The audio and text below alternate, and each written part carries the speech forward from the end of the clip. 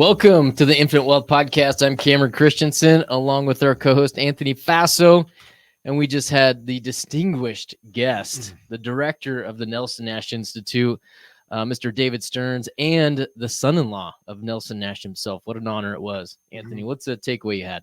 Well, just on that note, this is the son-in-law of Nelson Nash, right? In case you're new to the podcast, new to Infinite Banking, Nelson Nash is a creator of the infinite banking concept and author of the book Becoming Your Own Banker. And we got to talk with Nelson's son-in-law, which was very interesting. And he got to share his story. The first time he met Nelson was the day before he was marrying his daughter. And you know what he had him do? He had him sign a life insurance policy. So he talks about that story, which I think is very interesting and unique. Like, I know we had Chad on, one of our coaches, a couple of weeks ago, and he had an experience kind of as a child, you know, and then using it for education and then his investing. This is kind of different experience where, I mean, he knows Nelson very well.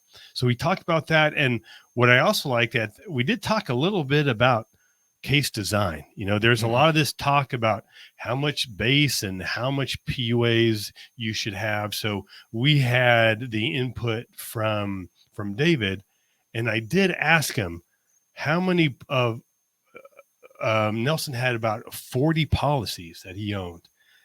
How many of those were 10% base, 90% PUAs? And he said zero. But Cameron, what were a takeaway or two that you had? The takeaway I had was we just had the think tank, and he came on and he talked about kind of his vision for the NNI. And man, I was really appreciative of the efforts that he's putting forth to kind of tighten this thing up. Is again, if you guys have been listening to us for a while, we've been pointing out some of the things that people have been saying about infinite banking, and it's not quite right. And so David and the team out there, they're out there actively starting to tighten some of that stuff.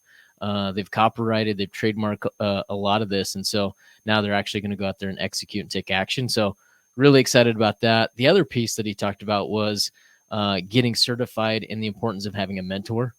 Right. And so again, right, whether you are learning infinite banking to be a practitioner, or if you're learning infinite banking to implement it on a personal level, mentorship is key. So really appreciated both of those pieces from today.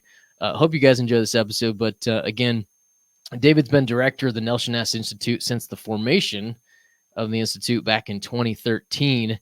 And he's actually overseen the company since 2009.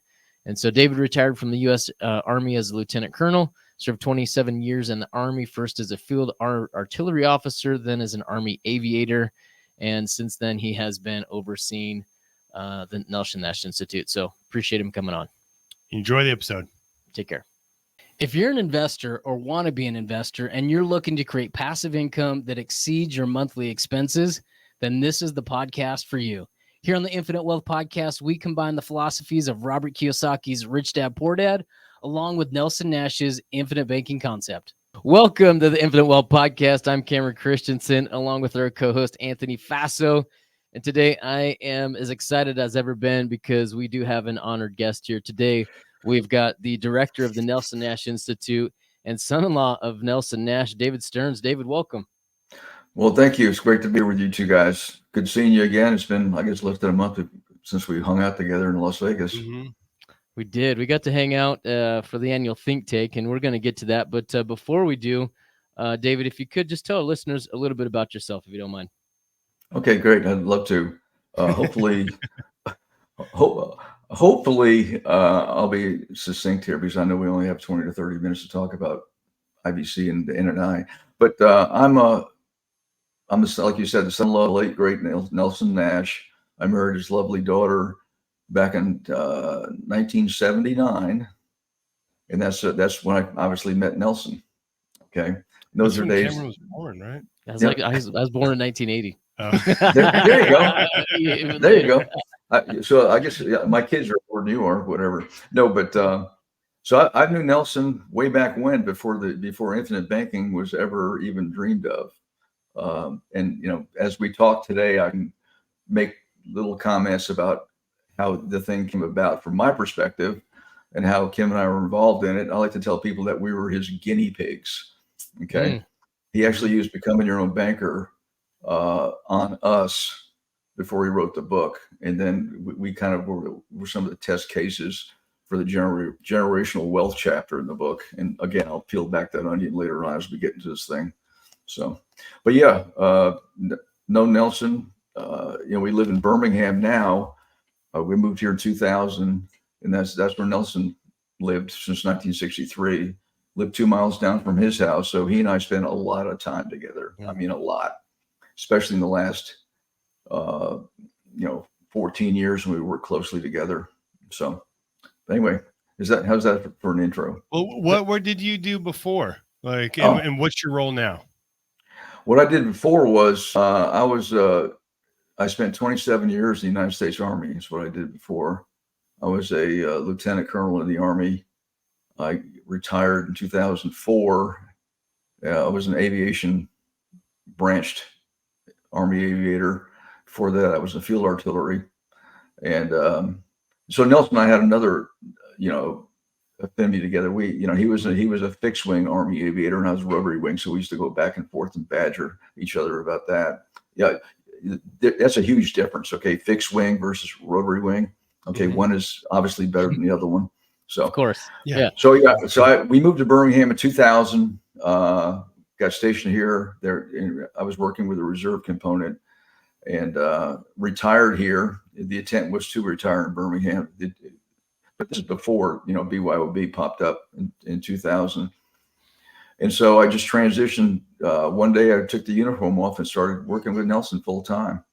And at first, I just handled all the administrative aspect of what he was doing, all the sales of the books and managing his client base and his travels and stuff like that.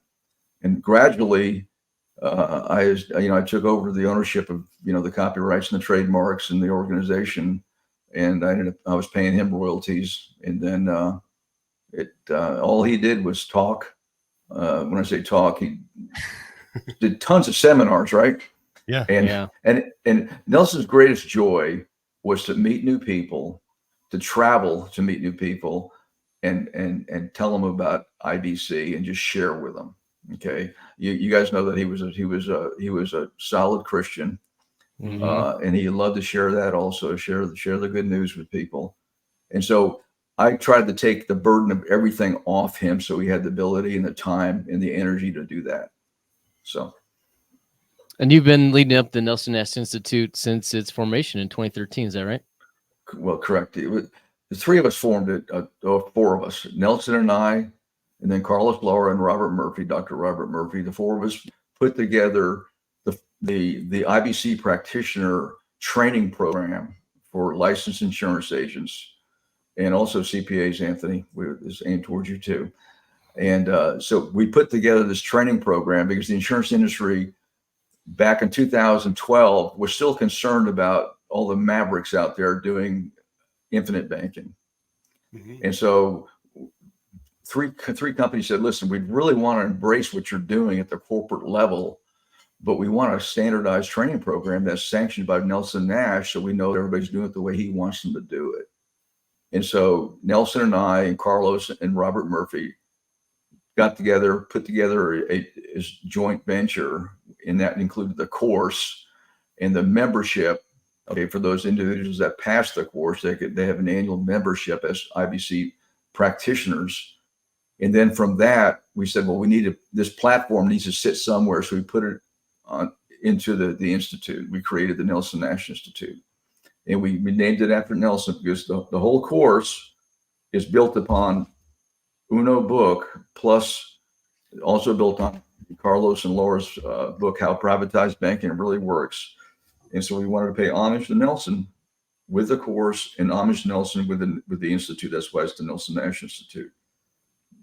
And which, it's been percolating now for 11 years, 2024, and it's still going strong.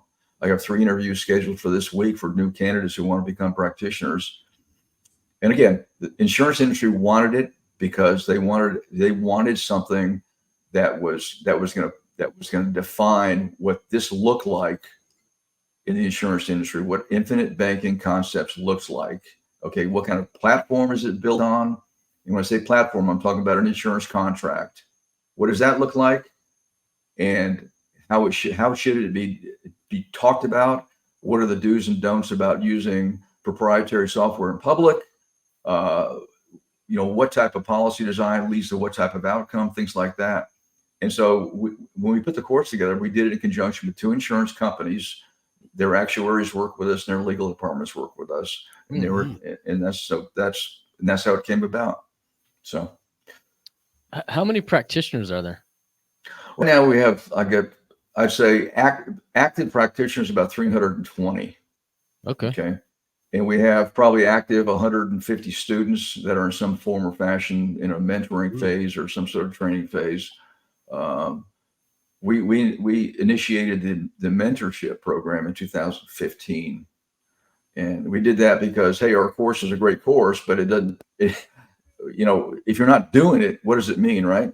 You got to do it. And so most individuals that come to the course come with a mentor, or we assign them one. So when they finish the training, they actually work with a mentor in live cases.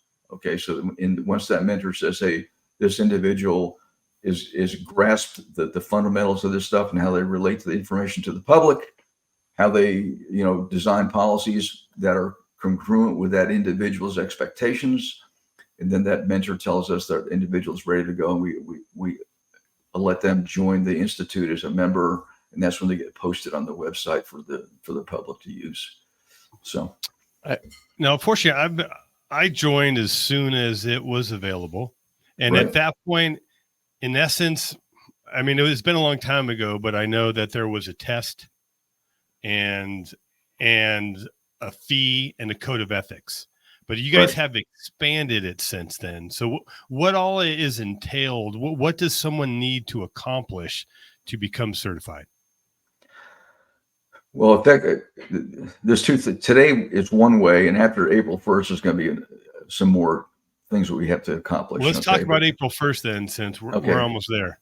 April 1st is you're going to have, if you're a new student, then when you come in, you're interviewed, number one. Okay, we interview everybody who's coming in, regardless if we know them or not, and we want to make sure that they're doing this for what we think are the right reasons. Okay, we don't want individuals who just want to use the website to generate leads. We don't want individuals who just want to take IBC and make that another tool in their toolbox, because we think IBC is fundamental to everybody's financial well-being. Okay, it's a place where wealth resides, and you can launch everything out of that wealth. So we interview folks, are they like-minded? Okay, number one. Plus, are their expectations going to be met based upon what their goals and aspirations are? And then we accept them, then they have the ability to enroll in the course. Okay, they'll complete the course, which is an online self-paced course with a proctored examination. And then when they complete that course, they'll have 1 calendar year from the date they graduate to attend a live 2-day coaching session. And we're going to do those on a quarterly basis. They're going to be scheduled throughout the United States and Canada. And they attend, again, 1 year to do it. They can pick a quarter, whatever's more convenient to them, whether it be time-based or location-based. And they attend it, and we teach them in high detail how to use Nelson's book. Okay, what it really means, what the nuances of the book mean, what Nelson was trying to impart about this, what's important for the clients to understand, and how to use the book to generate leads, all stuff like that. And so when they complete that thing, then they're trained up. Of course, they'll have a mentor requirement also. In most cases, some people won't have a mentor requirement depending upon their experience level with IBC in the first place. And so that's that. So it's going to be a 2-phased approach: online course and then a live 2-day coaching session. Okay, and we're going to limit the size of those so people get hands-on training. And we're going to, like I said, we'll do those throughout the United States and Canada once a quarter. And we're also changing a little bit the agreement that we use now as a contract. for our practitioners is gonna be more robust. We're gonna put a code of ethics in there, so it's well defined the do's and don'ts and what we expect our membership to how to perform in public and the best way to be a collaborative practitioner. And we're also gonna beef up our intellectual property do's and don'ts section also, because as you guys know as well as I do, the term infinite banking is becoming a generic term out there, and people are using it for all the wrong reasons. And so that'll be cleaned up, and we can talk about that in more detail later on if you'd like to. Okay. There's two things I heard, and there are two notes I made. One was, what was the demand that you've seen for practitioners over the years? I assume it's been increasing, right? You've been overseeing this last 13 years. What does that look like? Yeah, I mean, it's definitely increasing. I mean, in the old days, we had to spell IBC out for everybody what it really was, because nobody understood. I get it. I get it, no, David. I mean, it was like beating your head against the wall. Now people are, I mean, I have people out there now that are counterfeiting, becoming your own banker and selling it on Amazon. No way. Okay. I mean, how cost effective is that? No, I'm sure I got two copies behind me back here that if somebody says, hey, this copy looks flaky that I got from Amazon, it came, cellophane wrapped and it looks weird. I go to the same seller, I buy it, and then I immediately do a brand registration takedown on Amazon. It's just like, so, I guess that's flattery when somebody actually copies the book. But it's the same way in TikTok, okay, and YouTube. People are imitating it. People are taking little bits and pieces of it and sensationalizing it, and all it's doing is confusing the public. And the public will come back to us, and they'll say, "What do I do?" I say, "We'll talk to one of our certified IBC practitioners." Because we know who they are, we know the training they've gone through, and we know what their do's and don'ts are. If they're doing something wrong, then they're not going to be affiliated with us. Where if these TikTok people, some of them don't even know how to spell it correctly, much less use it with the correct policy construct. No, and oftentimes I feel that they're overselling it and they're exaggerating the results. And what I say on TikTok or social media, some people say infinite banking is this amazing thing and it's going to cure all your financial woes. And then some people will say it's the worst thing ever. I mean, to be honest, it's somewhere in between, right? No. It's not some magic product that's going to solve everything. There's still some things that you need to do, and there's some effort, but this is a great product. And when used properly, can really help you achieve your financial goals, particularly the legacy goals.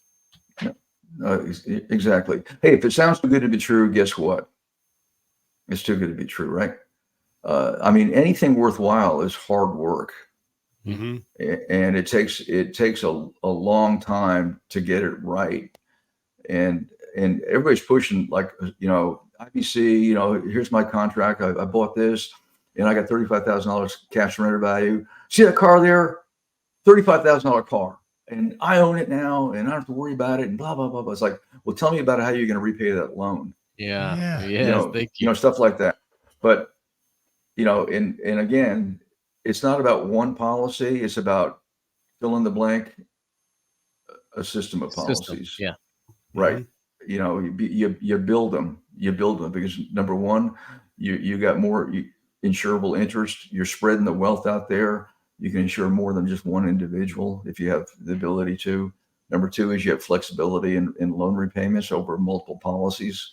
I mean, it's just, a system of policies is definitely the way to go, So couldn't agree more. I had a question for you along those lines. Is I've heard I think practitioners reference this. I've never heard it from you. So I was going to ask you, David, is that they've referenced Nelson making a comment that kind of later on in life, he had approached you guys and said, do you guys have loans on your policies? Or I hope you have loans on your policies. No. Yeah. Is that a true story? And what was the kind of essence of that? Yeah, that's a true story. Like I told you, Nelson and I used to hang out together a couple hours every day. He used to come over here every morning and have coffee. But anyway, he came over one morning when he had a cup of coffee, sitting there, and he he asked me, he goes, what's your loan portfolio look like right now? Your policy loan portfolio? How much money do you owe to the insurance companies? And I'm thinking, oh no, I'm going to get lectured because I'm not repaying my loans. I'm not being a quote unquote honest banker. Stealing the peas. I'm stealing the peas. I said, it's about $500,000. And he goes, oh, good. I went, what do you mean, oh, good? He goes, you need a place for windfalls. Okay. So that's like, we have 5 simple rules of IBC. Well, there's going to be 6. And the 6th rule is have a place for windfalls, because if you don't have a place to put money, you're going to blow it, quote unquote. And I said, well, what are you talking about? He goes, listen, when I pass, your wife's going to have, a windfall, and you need a place to park that money, or you're going to blow it. And the best place to park it isn't premium, if you think about it. But that's a lot of premium to park $500,000 somewhere. You know what I mean? Mm-hmm. So if you have a hole, then you fill it up with a windfall, and then you can work on future premium. So that's what he was talking about. And the closer Nelson got to passing, the more, because it was personal for him, obviously, because by that time in his life, he was in the mode of preparing his wife to be a widow, and preparing his family, to live, without him. And a part of that, it was to put the death benefit somewhere, because, Nelson owned 45 policies at one point in his life. And when he passed, I think he owned 22, he and his wife. Mm-hmm. And then after he had passed, there were still like 17 in force that were owned that he'd given to other individuals in the family. They owned, and that's part of the generational wealth transfer. It wasn't all death benefit; it was also transfer of living, breathing policies that were percolating along, just pounding every day. So, but anyway, that was the genesis of that comment. Awesome. Thanks for sharing that. David, we interviewed Anthony's son, Chad, several weeks ago, and he's a young man now, right? He's late 20s, I believe. No, dude, he's 30. Oh, sorry, Chad. He looked young. He had shaven, right? The point of this is that Chad had been associated. He'd been around IBC for a very long time, and one of the things that he mentioned was there's kind of an aha moment for him, like, man, I realized how important this was, and before I really didn't understand it. You'd mentioned that you met Kim or married Kim in 79. Did you have that same experience, right? Was there a time where you really didn't understand it, and then maybe one day it clicked for you, or what was your experience? Yeah, well, there was three experiences. One was in 79, one was in 92, and then one was probably maybe 6 years ago, whatever. So 3 of them that kind of took me through the whole thing. The first experience was the life insurance experience, the whole life experience, because I was never introduced to it, like most people aren't. When I was a second lieutenant in the Army in 1979, I had SGLI, which is the group life insurance, mm-hmm. for the military, and that's that was like $300,000. That's all you need. Well, the first time I met Nelson was when Kim and I picked him up at the airport when he flew in for a wedding. That was the first time. Yeah, huh? That was first time, man, because I wasn't smart enough to figure out that you don't marry somebody's daughter, especially if they're from Alabama, unless you visit the family first and get checked off, and then you ask for her hand in marriage. I didn't do that. I was a military guy, number one. I was from a Yankee, number two. And so we picked him up at the airport, and Nelson looked at me, and I was like, obviously I was very nervous. I'm reading my future father-in-law, and he just looked at me and we shook hands. He says, "Boy, we got to talk." Oh man. Okay, Anthony, can you hear that? Boy, we got to talk. It was like, gulp, oh, yes, sir. And so Yeah. like that evening, I think later on that afternoon, we're sitting down at a table. He whips out his portfolio. These insurance guys carry around these little leather things, Mm-hmm. pulls out this piece of paper, or actually like 6 or 7 pieces of paper. And it says, sign here. And so it was a whole life contract. So, Well, David, so if you meet him for the first time and he's like, boy, we need to talk. And then you don't talk for like hours later, I got to imagine your kind of mind's a little bit wandering on what he's going to say or do. yeah. Well, we were talking about just catching up on, Mm-hmm. getting to know each other. And then Mm-hmm. as soon as we were by ourselves is when we did the signing applications and stuff like that. So anyway, So you signed he had you sign an application on your wedding day. Is that correct? the day before. Day my before. wedding Okay. day. Smart. Yeah. Smart. Okay. Yeah. Day before. And of course, my wife was the beneficiary. So there you go. So that was number one. Mm-hmm. Number two was in 1992. We had just moved to Savannah, Georgia, or we're getting ready to go to Savannah, Georgia, and we're going to buy a house. And I had to put down 20% for the house, for the mortgage, the conventional mortgage, and it was about $20,000, I guess. And so I called up Nelson and said, "Hey, listen, can I get a policy loan for $20,000 for a down payment on a house?" He goes, "Absolutely. I'll have the check in the mail, this week." And then, and so I deposited my checking account and signed a contract for a house, put down 20%. And they said, "Where'd you get the money from?" The mortgage broker. "Where'd you get the money from?"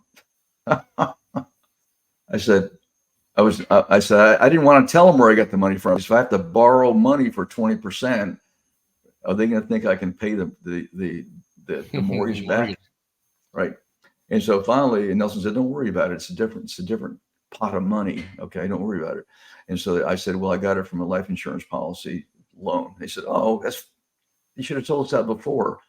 That doesn't count because that policy is collateral for the loan.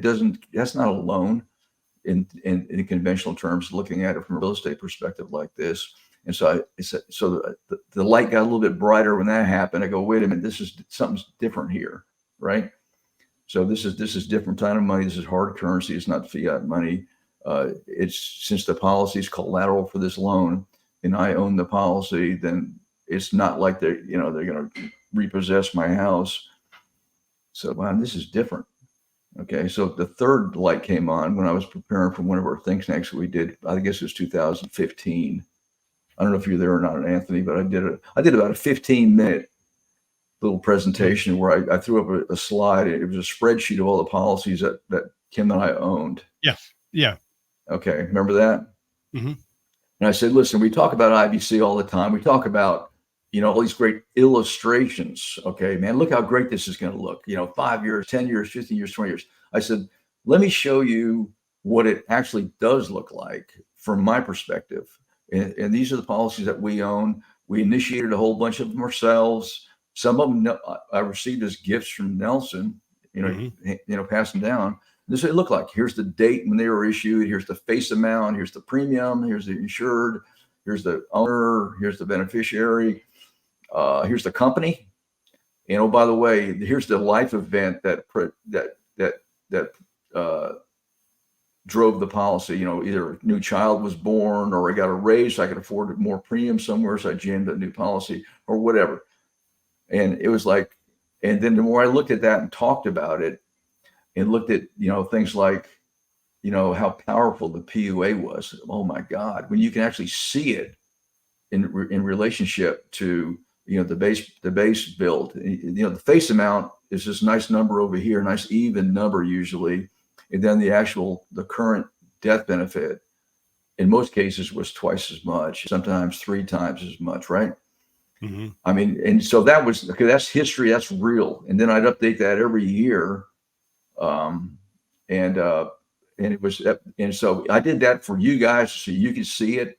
But I think it did more for me than it did for you, because it's like, wow, I mean, this is amazing. And when you have we have all those policies all in one spot, and you can see it, and it's almost like Monopoly. you got the board in front of you, and you can start coming up with strategies. The best way to manage your loans, manage your payments. You always have room to put more money in these things if you have more than one policy, right? So those are my three events: 79, 92, and 15. That's what. And here I am today. Thinking about. My wife keeps saying after the think tank, she looked at one of the, James did a presentation on that case study he did. Mm-hmm. She looked at me and said, "We need to buy another policy." We need to buy another policy. It's like, gee, okay, that's good to hear from that. Good for you. So, now, David, I'm curious. So you took a loan to buy a home from Nelson. Did he charge you an interest rate, or how'd that look like, that loan process? It was, 92. It was not like, okay, here's a amortization schedule, sign it. Okay. No, it's like, here's a policy loan. You're responsible for paying it back. And to tell you the truth, we back then in 92, we probably had 6 policies, maybe, or 7. And Nelson had 3 or 4 or 5 on us also. Kim and I, and we had 2 kids back then. And I don't even know where that $20,000 came from. I don't know which policy it came from. I really don't.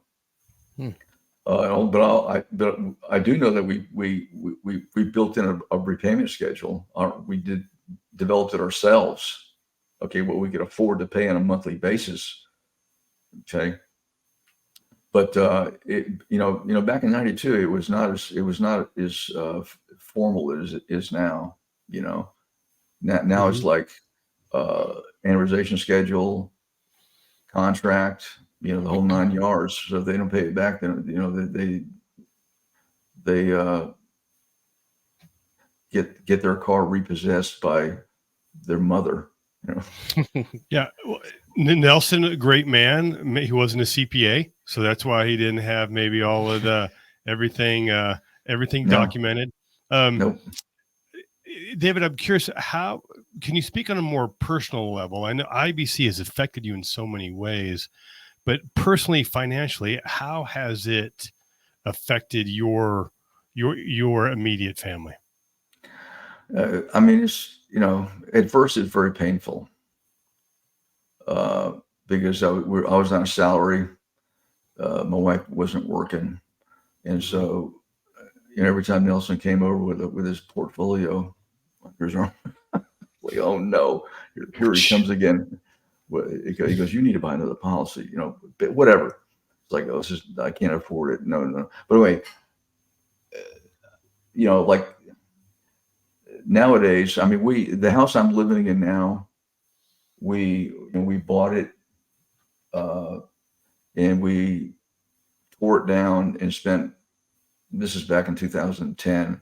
We spent about $500,000 on this house, redoing the whole thing from the ground up, all policy loans, every one of them. Okay, and we repaid all of them within 5 years, $500,000, because we had a system. Okay, and the system was in place, and we managed it correctly, and so we haven't gone to the bank for anything for the last 15 years. Because I think, well, more than that. I think the last time I went to the bank was we got a mortgage on the house, 2003 or 4 was the last time we saw a bank. We haven't. Every car we buy is out of a policy loan. Okay, every single one of them, and we finance kitchens. My daughter did a kitchen in Montgomery, financed it for policy loans.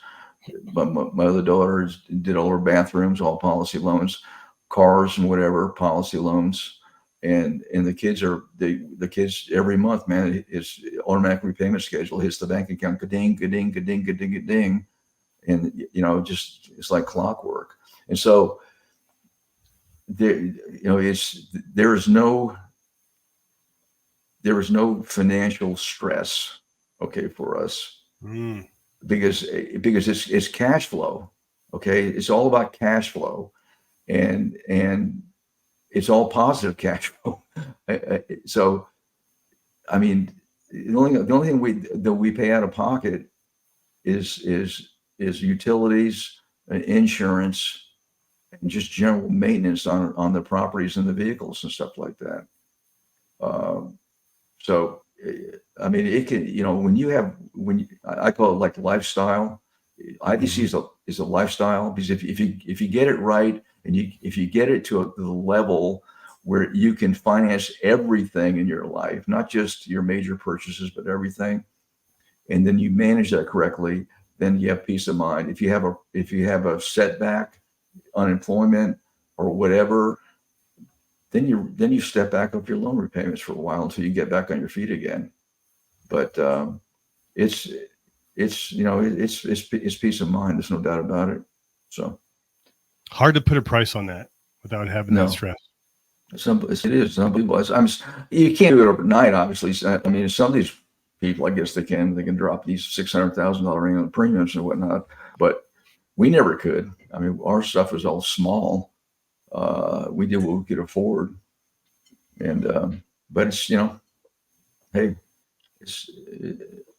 it really is wonderful. And let me make a caveat here. I didn't mention this when we first started this thing, but I'm not an insurance agent. Okay, I am not making commissions on anything. Okay, I'm not selling my family policies. I am a consumer of IBC, and I'm probably stupid for doing that way. I can probably make a heck of a lot more money, both managing my own portfolios plus selling to other individuals. But I am a consumer of IBC. I'm the director of the institute, and own all the trademarks and copyrights and all the books and all that other stuff like that, like I mentioned. But I consume insurance. I don't sell it. Okay. David, I appreciate that on a couple levels. For one, you're making that sacrifice because you could make you're Nelson Nash's son. Like you could promote that and leverage that, but you don't. But also that adds credibility to you and what you say and to the institution, knowing that you are independent. Yeah. I mean, that was, good or bad. That's the way it was. And that's the way we stuck with it. So that's the bottom line. So here we go. I mean, if I was an agent, I'd be buying this stuff. I'd be buying a policy every month, man. If I was an agent selling this stuff to myself, no doubt about it. But David, early on, you mentioned that you and Kim were kind of guinea pigs on the generational wealth side. What did you mean by that? Well, if you go to the book, when I say the book, I'm talking about Becoming Your Own Banker. Have you read it, Cameron? No. Wow. Nice. No, if you go to if you go to the book and you go to the chapter on even distribution of age classes, and you look at those illustrations, those whole life 100s, those policies, net premiums are $2,000. You look at the PUA and the base. Those policies are what we bought on our children, and Nelson bought on his grandchildren. So Nelson, when he wrote that chapter, he would buy a $2,000 premium just constructed pretty similar to that on the grandchildren. And the company that those illustrations were built on is the same company that we bought the policies on those kids for. So we actually did that chapter. We're doing it now. We own 2 policies on each of our 4 children. Nelson bought one. We bought one. We have all of them now, and it's the same. It's the same as those illustrations. Of course, they look a lot different because we've been using them and funding them. And so when I say we're the guinea pigs, we actually did that chapter in real life. Okay. Same company, same premium level, everything like that. No, David, we don't need to name the company, but do you recall if that's a direct recognition or non-direct recognition company? It's a direct recognition company. Okay. So, because I know there's a lot of talk out there. Do you do direct or non-direct? And the examples in Nelson's book were a direct recognition company. And the most Well, important thing is, go ahead, David.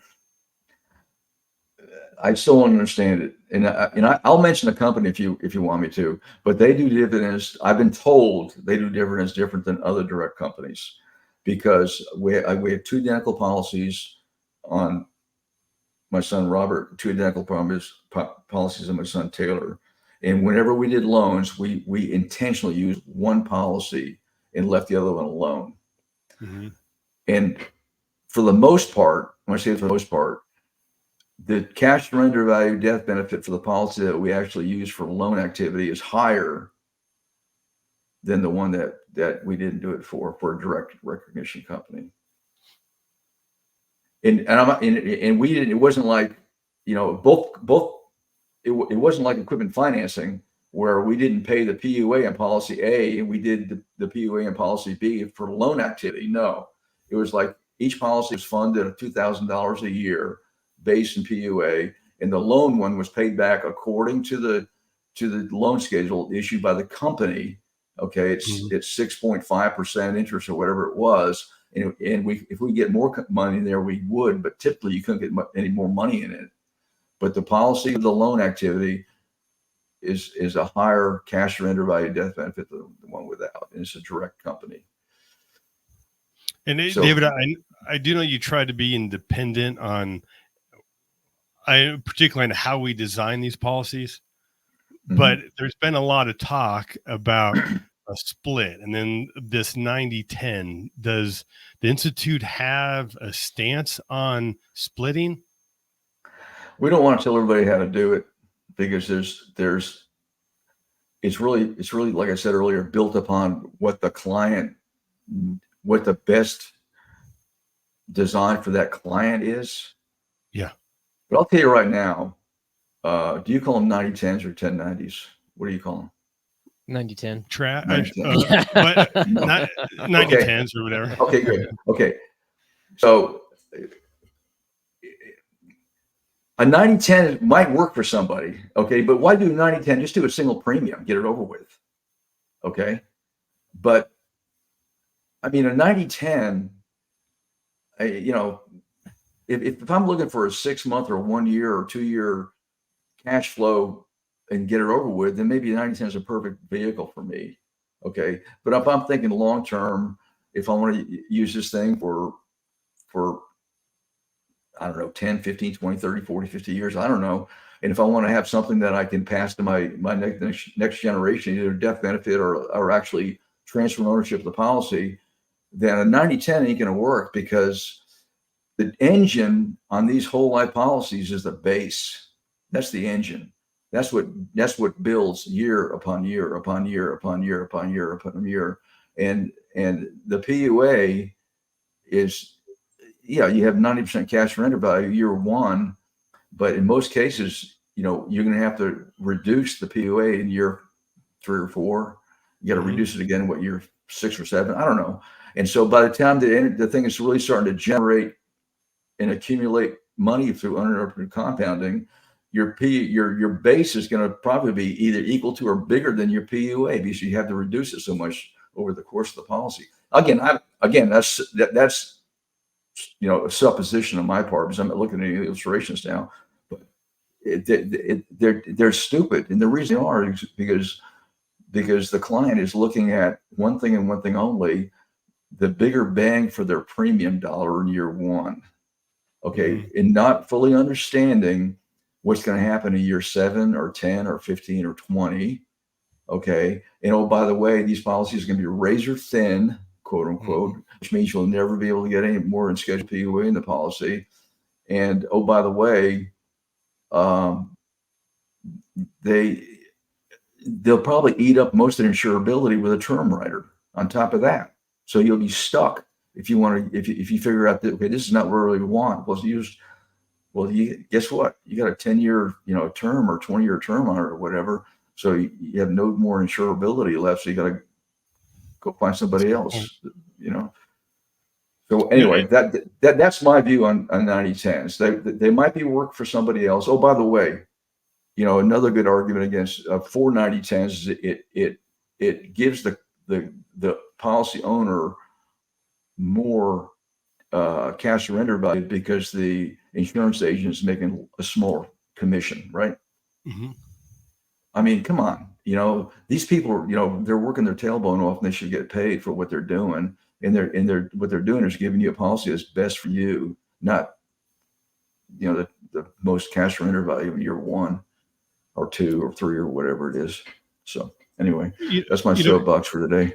I think we can summarize it here. You'd mentioned that Nelson had around 40 different policies he owned personally.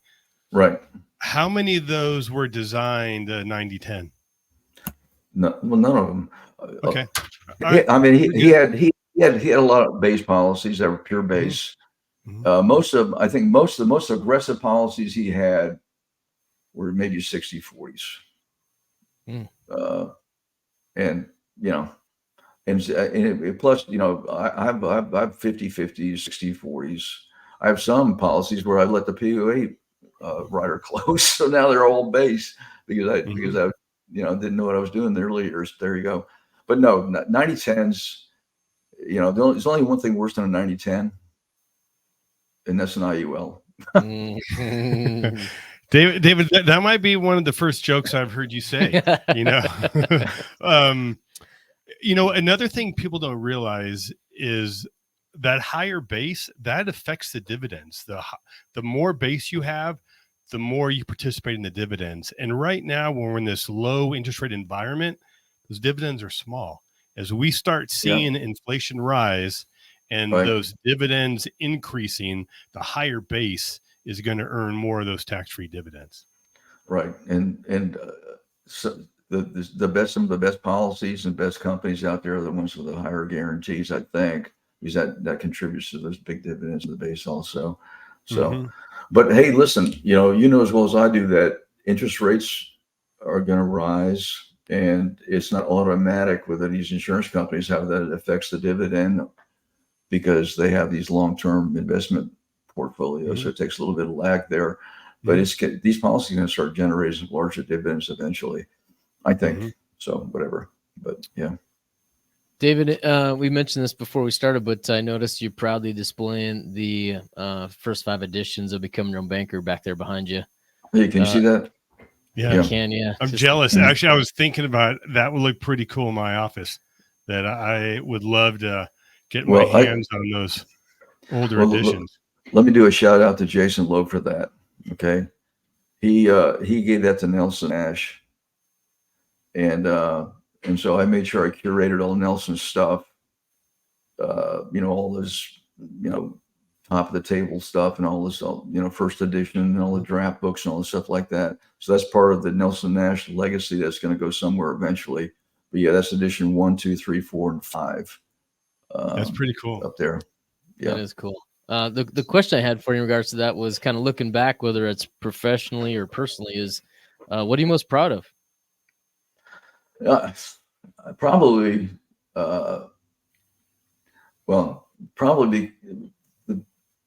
that we've stayed consistent to message number one. We haven't both personal and from the organizational standpoint, we haven't deviated and gone somewhere chasing some new fad or some something that's going to make us more money. Okay, that's probably the top business success that I say, and I'm also proud that we brought my daughter on board just recently as our director of marketing and communications, because we've seen and we know that we have to have a bigger presence out there. Okay, and so that's her mission, is to get the word out there in every facet that we can, so people understand what the Nelson Nash Institute is, what we're trying to do, and and we want to be a positive force out there, not a negative force. Okay, we're all about abundance. Okay, and so that's from a business standpoint, that's what I like to talk about. Personally, I told you Nelson was a big Christian. He helped me become much more mature in my walk with Christ. And so I'm proud of that, and I'm proud that I don't hide behind it. Okay, I can lead with it if I want to, because I think it makes a world of difference. It really does. I think it's a grounding that we all need. So anyway. Well, awesome, David. Yeah. David, coming from just a practitioner and attending Think Tank just a couple weeks ago, I was proud of your organization just for filling that room. I think there was almost 300 people that were there. Mhm. And I mentioned this in a previous podcast, but man, I remember when I first came, was introduced to infinite banking, there was just a small group of people that were passionate and knew it. And now through your efforts in the organization, you've introduced it to a lot of people. So thank you. Yeah, thank you. You're welcome. Yeah, it was good. It was good. It was a great crowd, a lot of energy. We're trying to again reach everybody, okay, through all different facets and all different stages of life. We're trying to get as many young people involved as we can, because they're the ones that are really going to get this thing done correctly. And so that's our whole mission. So Awesome. David, really appreciate your time, and thanks for coming on today. well, I enjoyed it very much. You guys take care of yourself, and look forward to spending some time with you again. Looking forward to it, David. Go make it a fantastic day. Take care. Okay. Thank you. If you like this video, I know you're like this one. And if you want to learn how investors use infinite banking to increase their returns and lower their taxes, check this out. And if you have some questions and want to see if infinite banking is for you, hop on a discovery call with us. Link for that will be in the description.